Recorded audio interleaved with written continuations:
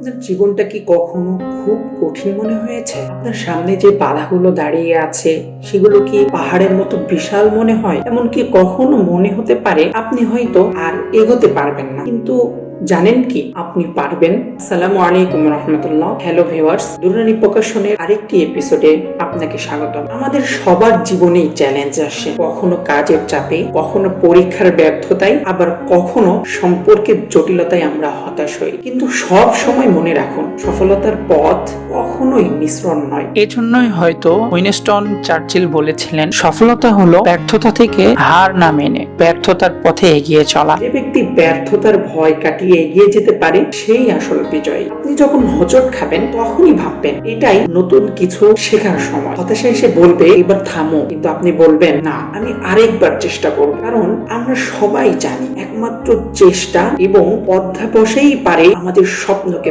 বাস্তব রূপ দিতে। আপনার স্বপ্ন বড় হতে পারে, চ্যালেঞ্জ অনেক হতে পারে, কিন্তু মনে রাখবেন সফল হতে হলে ছোট ছোট পদক্ষেপই যথেষ্ট। আজকের পরিশ্রমই আগামী দিনের সফলতা। আপনার আত্মবিশ্বাসী হবে আপনার সবচেয়ে বড় শক্তি। নিজের উপর বিশ্বাস রাখ। আজ আপনি যেখানে আছেন কাল সেখান থেকে আরো এক ধাপ এগিয়ে যাবে, কারণ আপনি পারবেন। কখনো হার মানবেন না, কখনো থেমে যাবেন না। আপনি কত বড় স্বপ্ন দেখেছেন তা কোনো ব্যাপার না। আপনি যত কঠিন পরিস্থিতির মুখোমুখি হন না কেন, একটা কথাই মনে রাখবেন, আপনি পারবেন। এবং সেই দিন বেশি দূরে নয় যেদিন আপনি নিজের স্বপ্ন পূরণ করে বিজয়ের হাসি হাসবেন। নিজেকে বিশ্বাস করুন, আপনি পারবেন।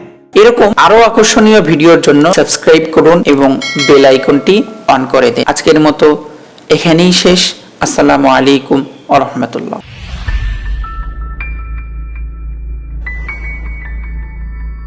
দুররানি প্রকাশন, দিক দিগন্ত বিজয়ের লক্ষ্যে।